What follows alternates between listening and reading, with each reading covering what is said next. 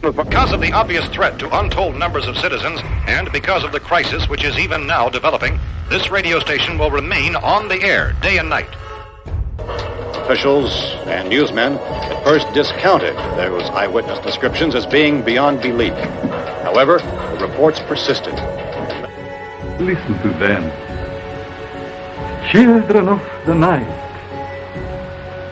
What music they make.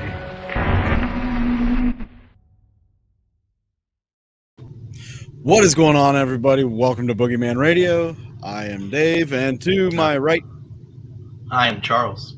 I got that right, dude. Did you see that? I finally got it. God, how many streams now? I'm kidding. It's fine. We recently changed it. It's okay. Just fair warning, guys. I have been working, and I didn't have time to set up, so lighting is shit. So that's my excuse. That's what you got. It's better than being whitewashed, where I look like a freaking ghost. Facts. You mean I don't have the terrible lighting for once? Yeah, you actually got the best stream so far. Hey. Good for you, Charles. Go, Charles. I'm trying, making slow adjustments. I know you guys were probably expecting some kind of subject today, but we have something special for you. Because he doesn't do a lot of interviews yet, I'm sure he's going to get in there. He's going to get all up in it and do some interviews and things like that down the road. But tonight we have special guest Justin Spurrier, who is going to be joining us and talking about the Garnett House. He's going to be talking about his investigations. He's going to be talking about his past experiences, and we'll probably get into some theory stuff. So if you like to dive really deep down a rabbit hole, this is going to be a conversation you're not going to want to miss. Really quick, let's just say howdy to Kelly Wiseman. And for everybody else viewing, if you haven't commented, that's your own fault. Do so now. What? Put it in the comment. Put it in. That sounded so bad. Get it together. What? Right? Oh man, it's been a whirlwind of a week. How was your Christmas? Oh man, it was solid. It was great. Spent it with my folks, my brother and sister, my mom. We had a big family breakfast kind of thing. When I say big family breakfast, it was just close family breakfast. And just the rest of the day, we all kind of split off and went and did our own things. So it was nice. And had a great day yesterday. Went on a really cool whiskey tasting, and for the first time, probably bar hopped in like a long time. So that was nice. Visited some key bars here in Kansas City that I'd never been to, heard of, but I had a great time otherwise. Nice. Man, just been having a solid couple days. I got to work 3 more days, and I'm off for another 4 days. So I'm pretty pumped this week. Had 4 days off for Christmas. Now I'm gonna have 4 days off for New Year's. I'm ready. I'm enjoying it. It's like they're expecting you to get blasted. Something, I don't know, but it may happen. You never know. Yeah, who knows? What about you, bud? It was a shit week. So all right. So the weekend before, I went to Branson to visit family. We did our early Christmas and everything. I got sick, and I had to try to recover before Christmas, because with my ex, we co-parent, and we trade off Addie for Christmas each year, and this year she got her for Christmas Day, so we had our Christmas early. I was recovered enough for that, and nice. It was awesome. It was awesome for me because I got to ramp up Christmas for her. Kind of ramped up Saturday, made that like our Christmas, and nice. She went to bed excited, and she woke up excited. She loved her presents. And it was a good Christmas. So, was she excited for Santa? Oh yeah, she got to see Santa twice this month. Oh, good. So, yeah. When do you think she'll get to the age where she's like, "Wait, I don't have a chimney. How is Santa going to come and see me?" Probably another year. Yeah, 1 more year. All right. But no, he just goes to the side door. It's fine. I let him in. He knocks. Yeah, exactly. We make sure you're knocked out, and I let him in. Yeah, we have a connection. I kind of told her something along those lines, like, yeah, I put in a word with Santa. He's going to come early for you here, and then he's going to see you again tomorrow night over at your mom's, and so that's that. But Greatest lie parents ever tell. yes. What's Good up, lie. Austin? Good to see you, man. And for a long time, I always thought it was for the kids, but honestly, the lie is more for the parents. Yeah, I agree.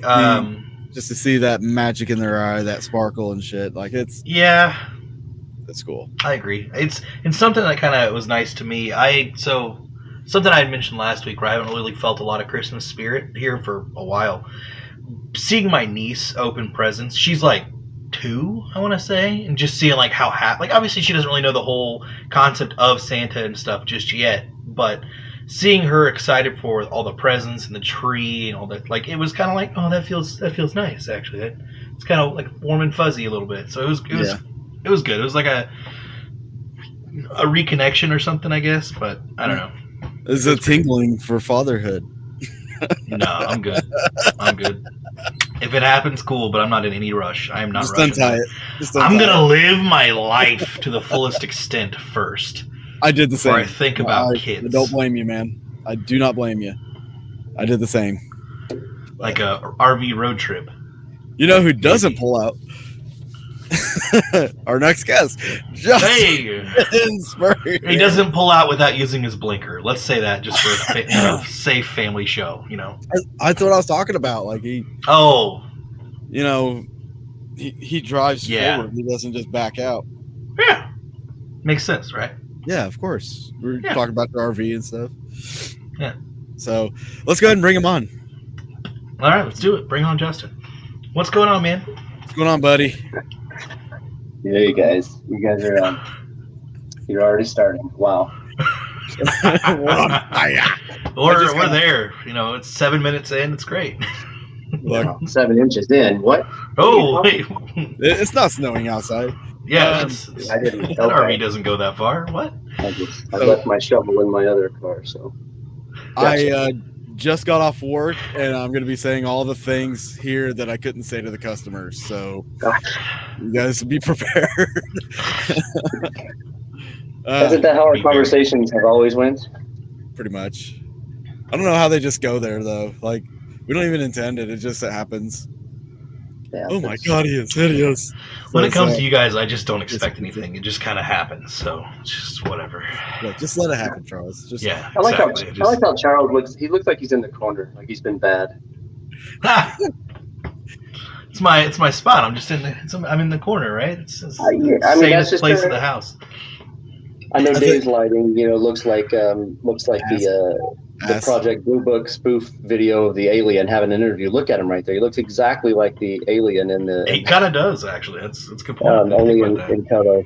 And then you've got this beam. It looks like you're a stigmata, like crucifix coming out your head. You put your arm straight out to the side. Yes. And you look.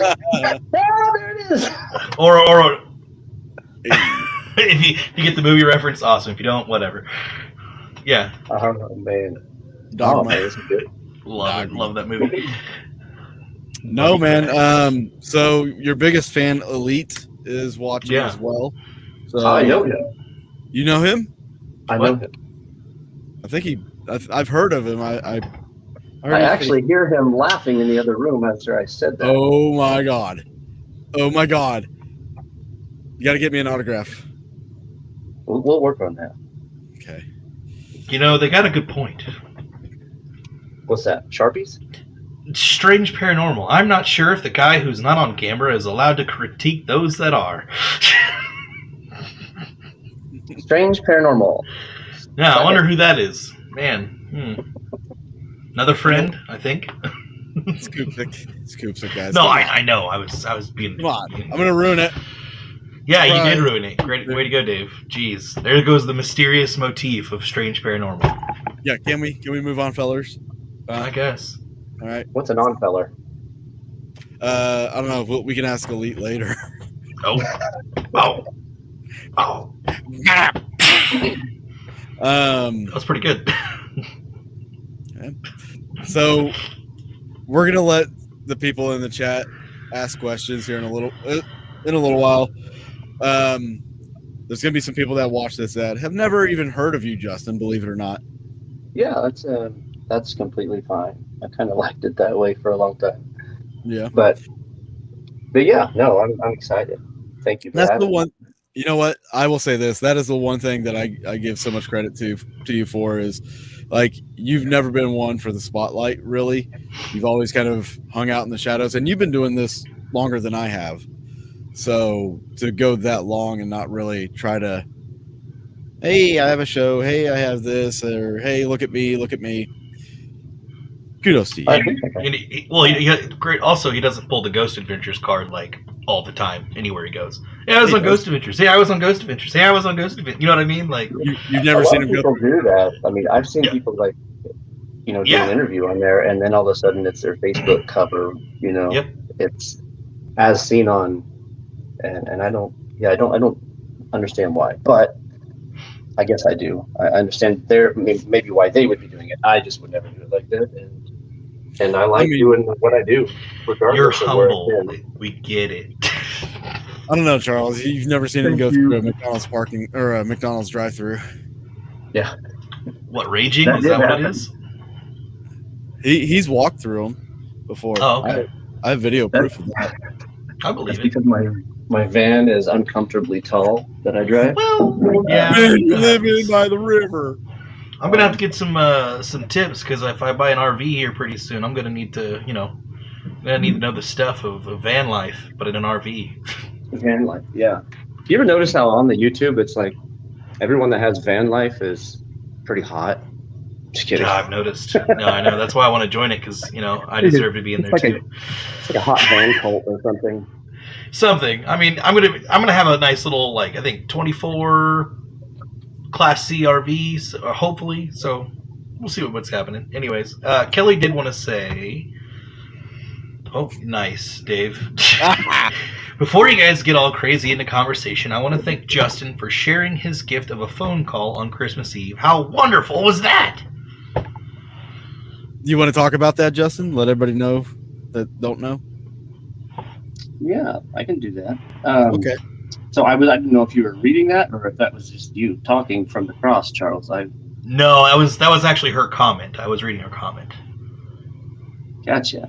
Okay. I'm just now logging on where I can see the chat. So wow. Got it. Hey, I'm kidding. I was I'm a just busy kidding. guy up until you brought me on. Yeah. How in the heck here? Yeah, sorry, I was trying to fix I'm like, my phone was doing weird things. So Christmas Eve of this year, 7:33 p.m., I received a call. And when that call came through, I'm assuming I'm just going to tell a story. We'll start with that. Yeah. When the call came through, my youngest son, who's 8 years old, he kind of shouted out, "Uncle Don," because my Uncle Don calling me, and I just had the phone in my pocket. I reached down and pulled it out, and it actually was a call from my Uncle Don, who passed away on May 1st of this year. So that kind of took me, by surprise.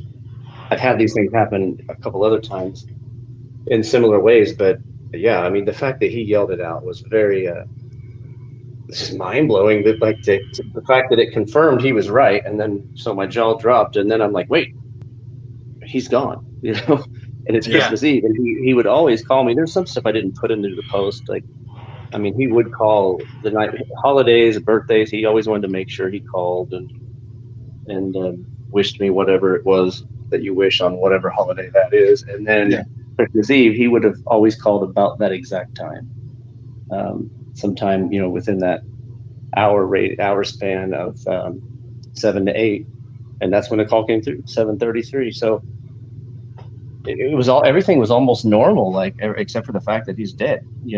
So it's like that's the missing or that's the piece of the puzzle that I was trying to fit in, and then it screwed everything up for that whole night. But in a good way, I was very excited about it. Yeah.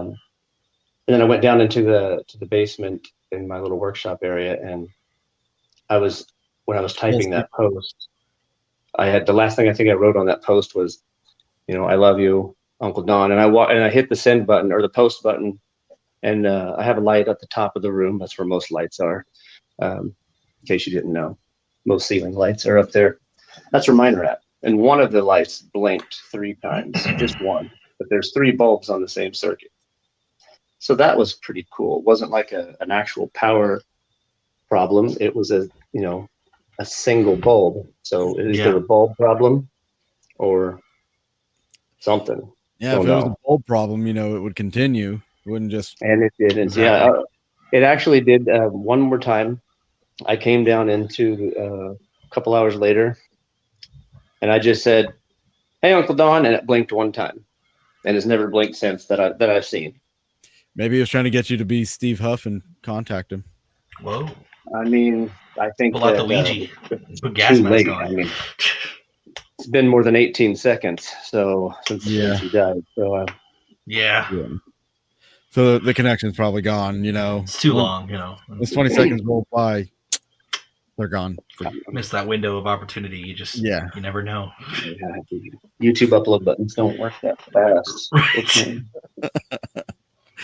Exactly. Oh man, I saw that post and I immediately shared with my friend who was right next to me, who's not really he's not really a believer and he's not really a skeptic. He's just kind of in between there. And I was like, how often does that happen? And I had him try to seriously like I want you to explain to me how that happens. And he's like, he could not come up with anything like that he could physically think of why that would happen. I'm like, exactly. That's why we do what we do, right? That's why we do what we do. that's the part of the game, and I love weird little moments. And that's, to me, that's why that is such a, I shouldn't say random, but that is such a unique experience. Something so specific too. So the fact that you got to do that is really cool. Yes, it was a blessing, and I'm grateful for it. And for all I know, it could have been scammers, just going through the little links. But maybe they get a kick out of it. I don't think they really get any. What are they monetize? They have a pool going. They have a betting pool. Let's see who can make someone cry or make maybe they just do that on Christmas Eve because they're not celebrating it. I don't know. False hope. There are other cases that I've come across where people get those calls on Christmas Eve. So wow. And this is back into the 90s. I found articles in the 80s, 90s. And your experience just kind of adds a little more validation to the experiment that I like to do with the phoning in on an EVP session using the cell phones as a communication device. I get pretty good responses and pretty good activity, if you will, doing that. And this is another reason why I do that particular experiment is because it happens. It actually happens to people. And I think cell phones are, aside from the apps and stuff like that, I think cell phones are a very underutilized tool for investigating. Yeah. Well, to me, it also confirms kind of how spiritual or because Christmas Eve or Christmas has always been linked to ghost stories, some sort of spiritual mystic stuff. So the fact that people have experiences like this, and if it's on Christmas, like what you were saying, man, that's another example of why Christmas and telling ghost stories in spirit is so close together on the time of Christmas Eve and Christmas. But for sure, it's nuts. That's really cool. Love that. Yeah, I had it happen when my grandfather died. It was a little different though. It was actually on the road with Ghost Adventures. We were filming somewhere way up northwest, and I remember pulling over because I saw this call come in on it was my grandpa's number, who had passed away a few years prior, and I just had to pull over because I was like, I don't know if I'm going to have service. I was in some really tall tree neighborhood, if you know what I mean. There was huge, big trees up there, and I was like, I'm not going to have signal probably. And my dead grandpa's calling me. I'm going to pull over. So I did. But what was weird was every number was the same, except for the prefix. The prefix was actually one of the other prefixes that we have in my area where my grandfather lived. So same area code, different prefix, same last four. So I missed the call. I called him back, and a guy answers, and he had no idea what I was talking about. I called that number back, and he said, "How did you get this number?" And I said, "You just called me." And he almost got upset. And he said, "This phone," I told him what was going on with me and what, this is why I'm calling, because my grandpa died and now he just called me, and it was just a weird thing. I said, "I'm sorry." He said, "No, listen, this is a private number." I don't remember how he described it. It was like basically a company phone, but he worked for I'm just gonna say like government agency, and he said this is an outward line only, and this call sits in the desk and has never received a phone call because it's not for incoming calls. So I don't know what this guy does. I don't even know where he lives for sure. But he had the same number. I mean, I got a call from it, and he was very interested and excited. And then when he said he was associated with government or federal, I'm like, well, it's been nice talking to you. My name is Charles. Bye. So, but it was weird. Yeah, that came through, and it was at a moment when I was just driving, and he was across my mind, and then that call. So I don't know, different prefix, maybe different grandpa. Who knows? So relating to this, Lori had a question. Do you think that there's any chance that spirits that respond while utilizing a cell phone can attach through the phone? I mean, if you got a magnet, you suck them puppies right through. Is what I try all kinds of stuff. I'm not gonna lie, I haven't tried that one, but it sounds like something that we would see on TV, right? Right. Trap it in a box, blow it up. I don't know. Like attachments for me are a little different because I don't fear that ever, and I can't say for sure that like I'm walking around, like if you could see the spirit, it would be like all hunched on my back, like riding me piggyback style or something everywhere I go. It's just a weird thought for me to have an attachment that's always there. It's like it might be coming and going and drawn to you or to your energy, or it could be screwing with your life, I suppose. I believe all that happens, and I've had it happen. At least I think so. And I don't know that just using a phone is going to really. He's like, oh well, damn, is this the new Nokia 7300? I'm going to stick around with this guy. I don't really see them. The new Ouija. If you're thinking about a spirit, and then then you're basically talking to them. That's the way I look at it. I mean, it might not bring anything in, but the more you get into it, the deeper you go, like we do, then you're probably more at risk, for something like that taking notice and attention to you. But I don't know that it's always a bad thing. I think it's just like, hey, look at this guy. He's pretty cool. Let's hang out. All right, we got to go. I guess, honestly, think about it. Anything that you do to try to make contact with the spirit, Ouija board, digital recorder, cell phones, any of that, you're still raising your hand in church. Yeah. You're trying to make contact with spirit. So on that note, you're setting yourself up as a beacon to attract energy or attract something. So, I mean, I could imagine through any means is possible.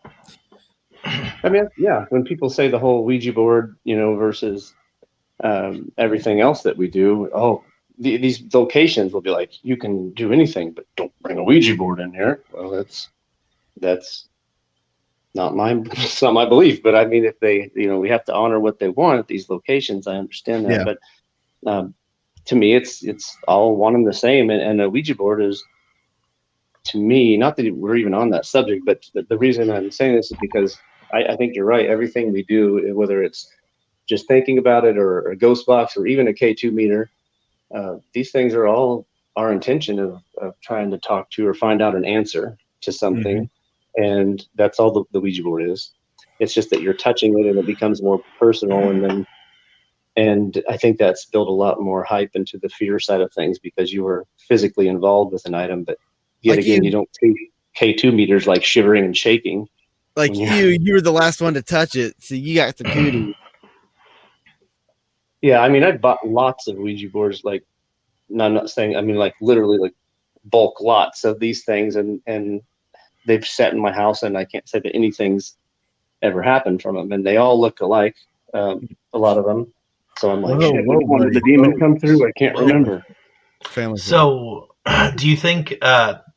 For me, when I think back on it, is the whole stigma of ghost hunting, right? Like, so in the church, people believe that ghost hunting is like demons thing. You're looking for demons, right? That's what they think. So do you think that the whole stigma with the Ouija boards kind of evolves around that as well, where you mess with the Ouija board, like it's more of you're directly channeling kind of thing, and so they think that it's like all mystics or seers or whatever are I can't think of the verse or whatever, but I don't know. Maybe you guys would know. I don't know. What were Ouija boards used in like seances back in the day? Is that where like they kind of originated, or how did that? I'm lost on that. I mean, they've used them for, well, we don't know how long actually. Spirit communication devices have been going on, because we've been told that a lot of different crap that we're finding out is not even really true in this day and age. I don't know. It blows my mind. You see these things like people discovering how to do something, and I'm like, one of my mentors who died way before I was born has already done that years ago, but yet it's like we went backwards for a while. But I don't know. I'm not the Ouija board historian, but I didn't know if you guys would know. I was just curious. But to me, it lines up like it seems like that's where the stigma of the whole Ouija board began, was the same time that the stigma of ghost hunting and stuff. Like honestly, think about like the witches and the seers and stuff like that. Yeah. They use like bones to tell the future. That's true. Like other religions and different religions and systems like that. They had somebody that used a physical object to communicate with spirits, to tell a fortune or tell the future or something like that. Okay. But I think it was probably, I'm just spitballing here, but I'm guessing that it was probably during the spiritual movement when you had all these seances going on where, you had the ectoplasm coming out of the mouth. But like the church was like, no, that's not okay. Thank God those days are over when the plastic. Yeah, right. God, now it's coming out the other way. I would say it comes out somewhere else. Ooh, but the boards were probably just a replacement for the actual seances, the whole hand holding thing. They probably had like a pandemic and they couldn't touch each other, so they just at home do it yourself seance.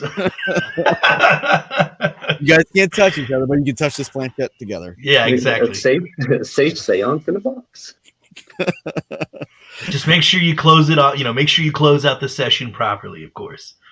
Goodbye. Yeah, exactly. But you don't have to close out any other spiritual devices you use. Just turn it off. Bye. N64 lid back on the box. And when it comes to like spiritual attachments, unless you use, depending on what you look on, like if you try to use some divine intervention or what have you, I feel like if a spirit's going to attach to you, it's just kind of happen. Like, I don't really know ways to combat, to guard it. Like to really guard it. Like I've had a couple spiritual attachments where I was just literally it wasn't a host. I was just helping out with tours at a place, and I apparently had a spiritual attachment. And I'm just like, oh well, I wasn't even investigating. I was just standing there. You know what I mean? Like, I was just there to make sure people didn't do shady stuff. I was just like, what the heck? Okay, whatever. It's like, okay, well, now I feel fat. Yeah, right. It makes you wonder, like, how many people that don't believe in life after death, or they believe in heaven and hell and whatever, but they don't buy into what we do. And how many of those people actually get attachments or some sort of an attachment at different times in their life, and then all of a sudden they are sick, and to them they're just sick. Maybe it really was a low-level demonic entity, like kicking them in the knee repeatedly. Hey, 80-year-old lady, like, bam! Right. the behavior changes and things like Yeah. that, and they just like stop talking to family, like, oh, my family is the problem. Really? Yeah. Then they're like, Or- oh, she's got some sort of, mental illness. Yeah, she got Yeah. dementia or multiple personalities.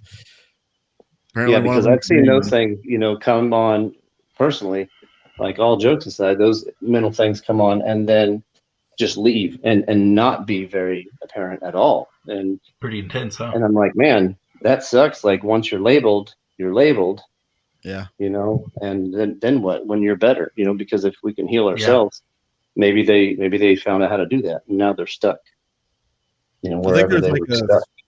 a spray you can get. It's like spirit blocker. Yeah, it's called poopery. I'm It's kidding. called. I found the wrong one that night. Yeah. Yeah. Exactly. Yeah. Kelly had a question, real quick, on the topic of Kelly has a attachments. lot of questions. She does. She's great. That's good. Has anything followed you home from Garnett? A bunch of Tech 9 fans. No, I'm just kidding.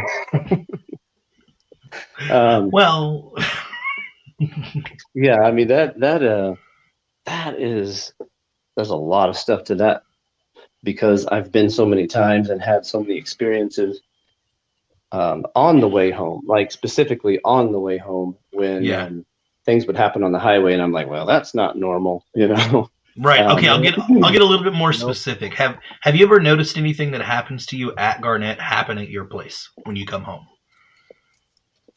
No, I mean, I could never say for sure that it came from one place or the other, obviously. Okay.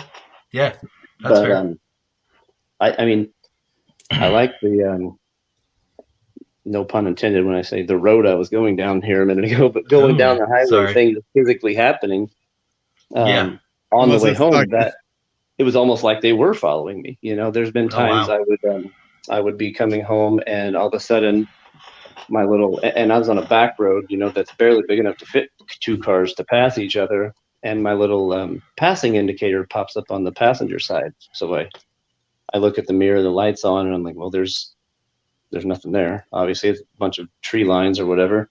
And then all of a sudden, my little passenger airbag seat that usually, says the light says it's off, it just turns on. It says it's on.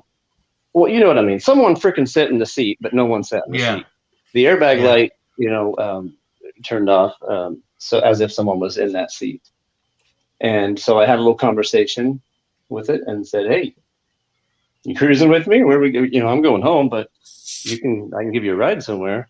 And he didn't say anything. But then he got out, and that actually happened on a few occasions. At least you've had like more pleasant like going home from Garnett incidences than I've had. So yeah, I mean, I didn't have the ones that.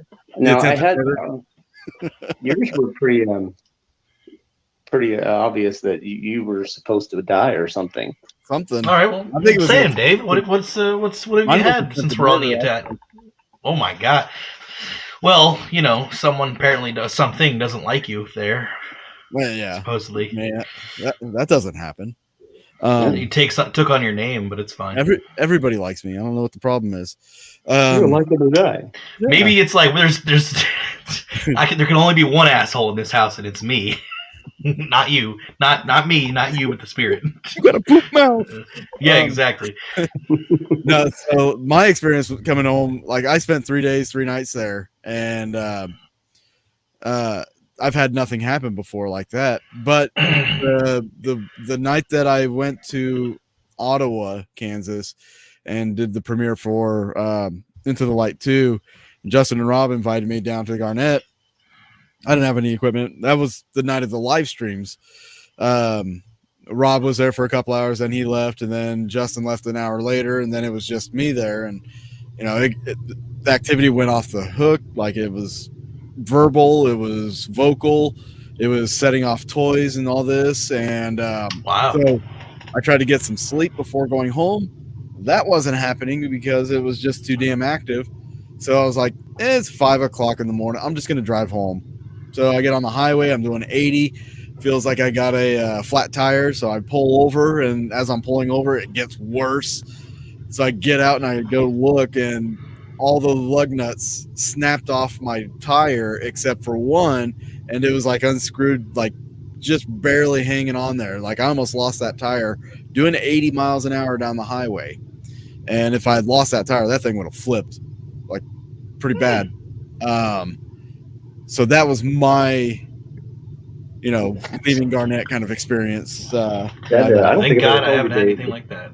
That's almost identical to a story, and we can get into that later or another time. But that's almost identical to a story that happened to me with the front right. Which tire was it on yours? Front right.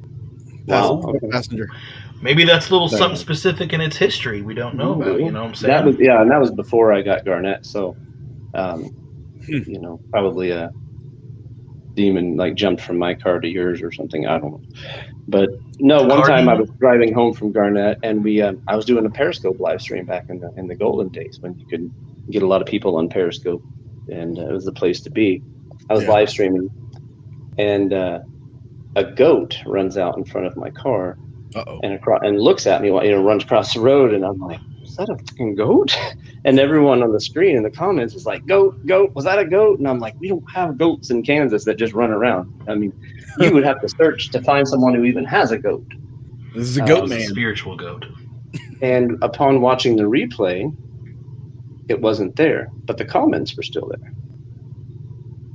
So, if a goat is symbolism of a satanic stuff and the goat head and all that. I mean, I was having some stuff happen that night that was definitely along those lines of what I would consider to be, if demons are real, and then it would be a demon. So I don't know what we're actually dealing with, but I was dealing with a goat that was there and then it wasn't.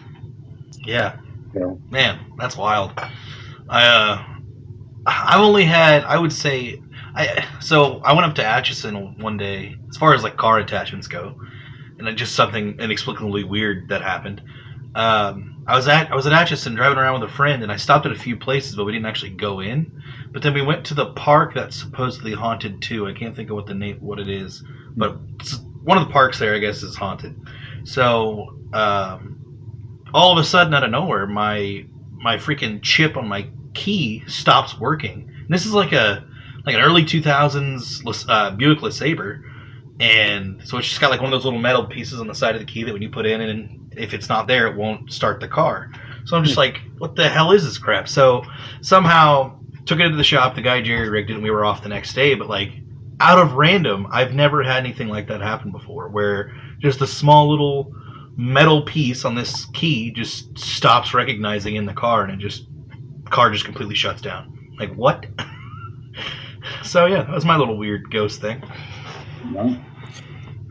And most everybody on here is pretty much familiar with Garnett, but like I said, we do have an extended audience that has never watched the show, or I don't know how familiar they are with the paranormal. So, if this gets replayed for those people, kind of briefly talk about the Garnett house. Like, it's quick history and how you came to purchase it. Let's see, what my version of the history? Yes. Okay. Yes. Okay. The short version. Short version. It was built in 1858 as a home. It was the first home of its kind, meaning everything before that was pretty much log cabins. It was the first board and batten type structure in the area. It was built atop the highest peak of point of elevation in that area, and it was a colonel in the military who had built it for him and his wife and his family. And within the first year, the wife found the newspaper clippings for tons of things, and one of the quotes that she had said was she didn't want to live there anymore because it swayed in the breeze. And for anyone who knows what it looks like, the house has a lean to it, but only on the front portion, which was the original portion, the structure that she would have lived in, and then everything else is straight. So I kind of believe that breeze that she was talking about was, holy crap, the house is going to fall over, let's get out. And they moved out quickly, and they leased it to, I believe it was their son-in-law, who ran it as a hotel. So it was a hotel for quite a few years, but it changed managers or proprietors, and it changed names, but it changed managers about every 2 years over the course of like a 10-year span. There were people that stayed longer, some stayed even less than that, but I don't know why it changed hands so many times. That's interesting. It ended up becoming a school and tenements, and they kept adding on to this thing, and it was the biggest, best hotel in the area for a while, and had a lot of famous guests. Buffalo Bill Cody, Wild Bill Hickok, Bellstar, Bat Masterson, Jesse James. There's a lot of famous outlaw and lawmen that had came through there, and probably a lot of people we don't even know about. We'd have to do some more searching for it. But there was John Brown, the abolitionist, who hid slaves in the house that he had freed from Missouri, and one of those, it said, stayed behind and ended up taking. He was hanged for committing an axe murder on one of the ladies there in town, and that made New York Times headlines back then. It was the site of it was the first stop of the Underground Railroad when it came to Kansas, so that the kids were divvied out amongst everyone there. It's been a lot of things. A doctor's office most recently. But even during the hotel days, the traveling doctors would come and stay there for weeks or months at a time and treat patients with these crazy experiments that they would do to cure these illnesses. And they like to focus on women. A lot of the newspapers talk about, women and children coming in and the cures that they could do for different types of uncurable diseases and such. So a lot of crazy history and stories of found one article of a man who came up there for a visit and died as soon as he set foot on the property. Ooh. He got sick and they had an emergency surgery and it failed, and he died right in front of his young son who was with him on that trip. So yeah, lots of crazy history and stories. That's mysterious. It served as a jail for at least one woman who murdered at least one husband, if not two or three. I keep forgetting this story. Like, whenever I think about the history, this never comes to my mind. Yeah. I'm the same way. I mean, I know it was there, but it's just, some of the other stories are more fascinating to me. But the fact that it was a jail, since there was no jail in the area, they would keep people, at least her, and maybe possibly more. You'd have to assume that there were others as well, because if there was no jail, there was no jail, and that was a very wild town, kind of like Wild West type stuff with shootouts and all kinds of stuff. Yeah. So I imagine there were some other bad guys, in the area that had to stay there. But this lady, she has articles about her that we were able to validate. So if we don't validate something, it's just the way we choose to be. We don't just make stuff up. We don't have to fill in any blanks because there's plenty on the paper already that we found. But it's a lot of fun to research the place and investigate it. And what blows my mind is how big it was at one point and how much they've taken away from it. Wait. Yeah. Sorry. They separated it into three. I think it was in 1890 something. They separated the building into at least three different homes, and they put one. Oh wow. Just 2 lots over, which is still there. As far as we know, it's the one that's our next door neighbor. That was one portion. And when we bought the place in 2017, there was a house right next to our garage, which the garage was the horse stables. And that house was torn down within like a week of us purchasing our place. And then we found out later that was one of our missing sections that we would have loved to have had. But, crackheads would break in and take the copper out of they just trashed the place, and of course we had never seen it until the last week of its life. So at least I got Google Earth showing me what it looked like. Right. Yeah. Well, I mean, just because the structure's not there now, could you still go investigate it? The land? Or yeah, just like outside on the land right there. If you could, I mean, they say land's haunted too. Who says that? I'm just kidding. Well, I'm just right. Like, just because you remove the house, does that mean the land's still going to be there, or the haunting's still going to be there? Like, you know what I mean? Nobody What are says you, some that. kind of land spirit? Maybe. Who knows? If I that's do the have case, a you think Earth. natives would have believed in ghosts. Wind. Oh, wait, Fire. yes. You absolutely could. I've had tons of things happen right there on the property where one of the buildings, was attached to it, and it was no longer. And like we would camp out there for the 4th of July, my wife and kids. And I remember one time I was inside investigating. She was in the tent, and she's like, "What are you doing?" She texted me or called me, and I said, "I'm doing what I told you I was going to do." Yeah. So why are you walking around the tent? I said, "I'm not." She said, "There's someone walking around the tent holding out a lantern." I said, "When's the last time you seen me use a freaking lantern?" Right. Like, I've seen anybody Ebenezer use one. Scrooge holding a lantern out in front of me, walking, and I run to the window upstairs and look out, and I'm like, "Do you still see it?" She's like, "Yes, it's right there." There was nothing. I couldn't see anything. But Wow. me, in my mind, I'm like, okay, we have an orange tent, so it's clearly like an orange light spectrum that we're dealing with, and then I start going into all that. But the fact that she could see it, and it was between her and I'm from a top-down view, looking, at the tent where she's seeing this thing, and it just blows my mind. But yeah, lots of things happen on that land. I think maybe even Dave's seen something out there. I know a lot of people have seen the shadow guy running around real fast there, and Wow. I had the when I had the Jaguar, it had this like makeshift version of an SLS camera in it that would like show the the front and back cameras or whatever. And this little figure, it said there was a person standing in front of the car I was leaving. You see this little thing on the screen, and all of a sudden the airbag light once again is activated, as if someone sat down. I'm like, this mother brother walked right up and got in the car with me, and I saw it on the camera. Like, wow. Yeah. That's pretty cool. I didn't know that you had experiences out there on the land. That's really cool. Yeah.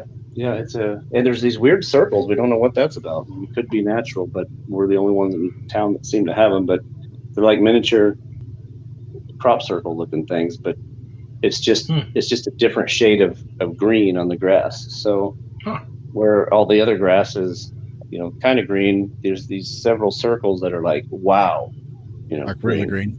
Like really green. So yeah, it's weird. I don't know what happened there. It could just be some kind of nutrient thing. But I do underneath the Garnet house, we found an article where it said that they discovered there was a huge vein of coal that ran through town, and the biggest portion of it opened up directly underneath the Garnet house. Oh wow! So that's I want to go down there. So there's your retirement there. Another thing, you could think about with as far as that grass is concerned is like when it was the doctor's office that they made their own medicine down there. The bad batches, they probably went out and poured it out on the ground, and they probably would have. That was one of my thoughts right up front, because I thought he probably poured out who knows what chemicals, but then he literally would have walked in okay, today I'm going to walk half a football field to the other side of the property and pour this one. And then there was a house that was actually built there again, and it's since been removed well before we bought the place. And that house was really cool looking. I don't know why it didn't last, but it was a beautiful house that they had built. And so those circles would have been under that house,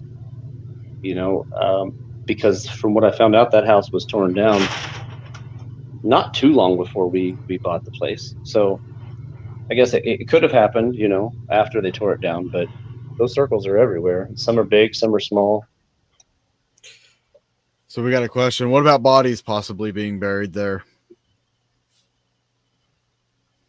I mean, we can't say that there is, but I have a belief that there might be. I would have to say there probably is something, just even if it was from the Wild West, days or something. I don't know. There was spirits communication tells me that they're in the well or they're in the cistern and different things like that in the basement. But we've never, of course, found anything. However, we did. I don't know if you were there the other night when I found the sinkhole that started opening up right where the well used to be. No. So there's always been like a low spot There's always been like a low Yeah, spot. know where the low where spot well is. was. And the other day I walked by, I'm like, wow, my foot went in, and I looked, and it was about 15, 16 inches deep, straight down like a tube. Oh Have crap! you thought about trying to dig down there? I think about it all the time. I'm like, man, Okay. I want to do that, but I haven't done it. That's fair. You know, I've done some metal detecting there, and I was actually just about to ask you if you have a metal detector, or if you've done metal detecting. But yeah, that makes sense. yeah, but there's no robots buried there that I found. Well, You gotta look harder. My metal man, detector, yeah. I Upgrade don't know time. what it is, but next to that window in the kitchen just seemed to be a really hot spot for voices. Like in the room with the operating table, you know, we call the kitchen, or whatever people call the kitchen. It just, that spot right next to the window. I remember being there the couple times, and it just, for some reason, you guys are just catching voices straight from that window that obviously I don't hear, but then when we go back and listen to it on the recorder, they're there, but you and Austin totally heard them. And that still blows my mind, like, that we had that experience. So it was, yeah, that was really cool. Yeah, that window is, as of lately, has become a focal point for me, for sure. After Austin and I were there with some other people doing an investigation, and they were telling me there was bodies buried right outside that window is where the cistern is located, or was located.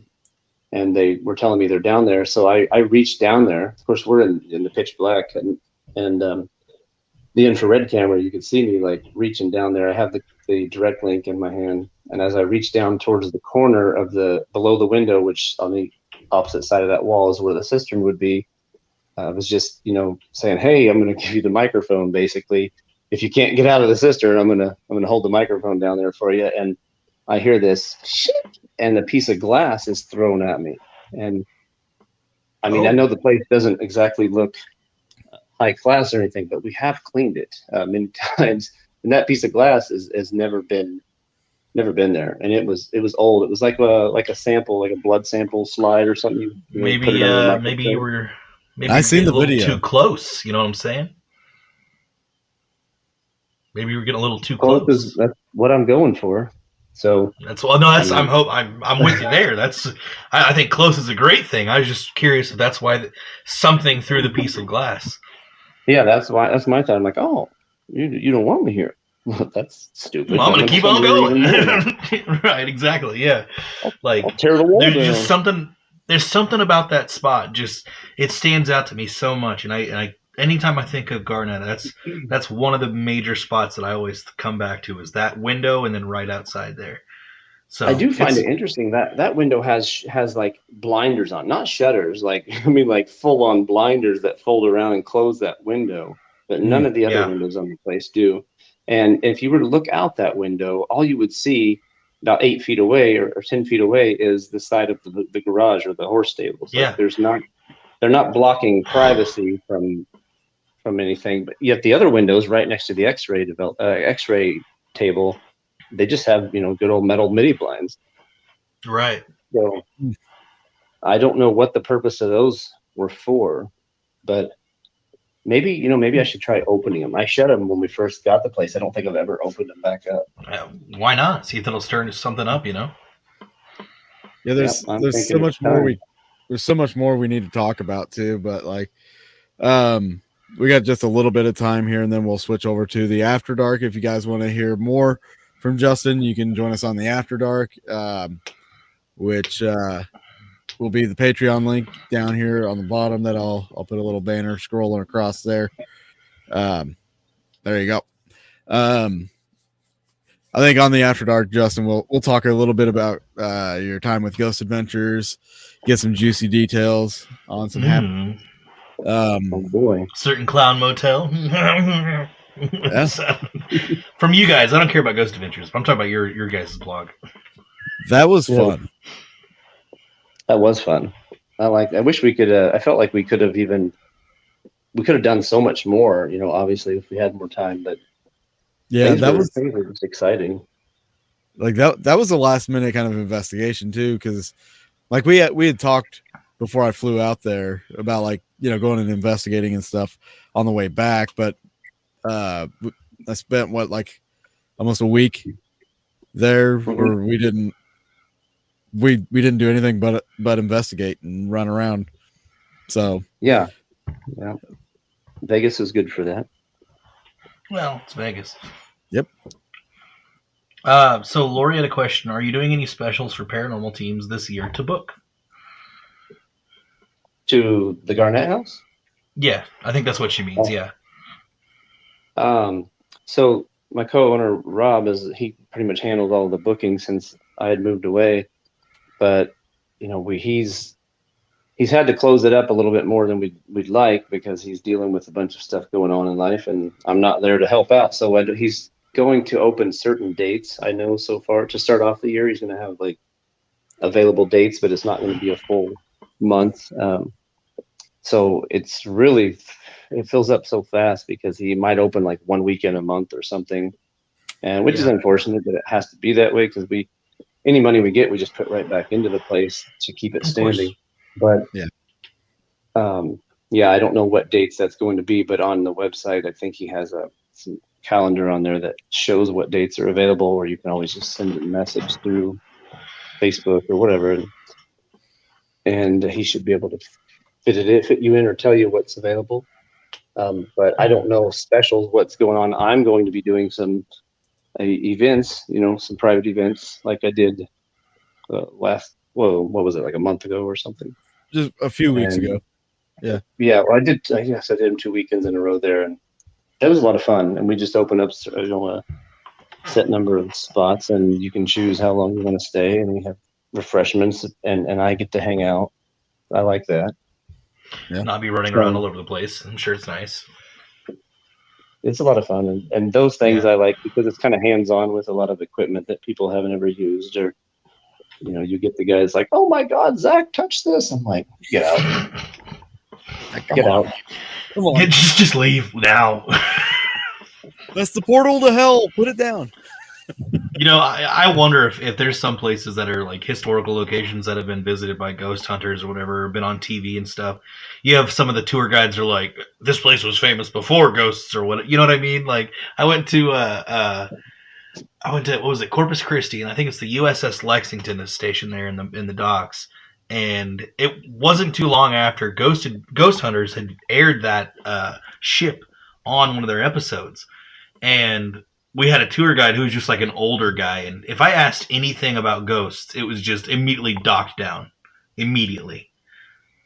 He wouldn't say anything about it. I was just like, oh man, like, yeah, I love the history of the ship too, don't get me wrong, but have you ever experienced anything? Oh, I can't talk about that. Like, oh my, well, at the Crescent, what happened with us. Yeah, I know. I wasn't even filming though. I was like a 12-year-old kid. That's so dumb. Yeah, like, what were you doing in a for hotel with a 12-year-old, Dave? Yeah, right. Jesus. That's didn't know that side about Dave. I can't talk about that. It's that's between me and Hunter Biden. God damn it. He signed an NDA, okay? He signed an NDA. We can't talk about it. Look, I didn't get this wealthy. You get a 12-year-old in the corner over there. Jeez. Not with this beard, it's not 12 years old. Unless I'm taking some serious steroids or something. I don't know. Charles It took you 12 years to Manson. grow it, huh? Yeah, it took me 12 years to grow it. That's right. They looked at me weird as a 5-year-old. Let me tell you, the facial hair really, they were intimidated. He's 12 years strong and growing. Oh, God. Oh, man. You're going to leave on that jingle? We're going to leave on that note. I'm shutting it down before Facebook does. We need to get a time travel device because this hour flew by and there was so much. Yeah. It did. It flew way too. Kelly said the same thing. It was way too fast.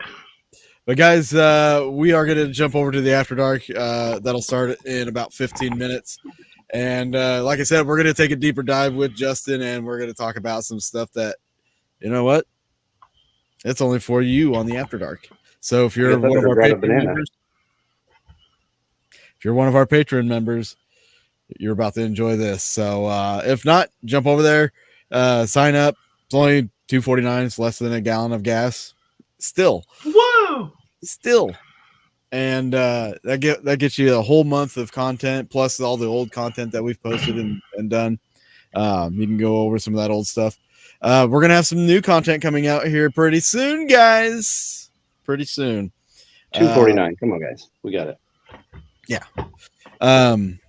But I just to let you guys know, I am uploading some of our old vlogs onto the new Boogeyman YouTube channel, so you'll see one of those coming up on Friday. So if you've seen it, go rewatch it. You know, do us a solid.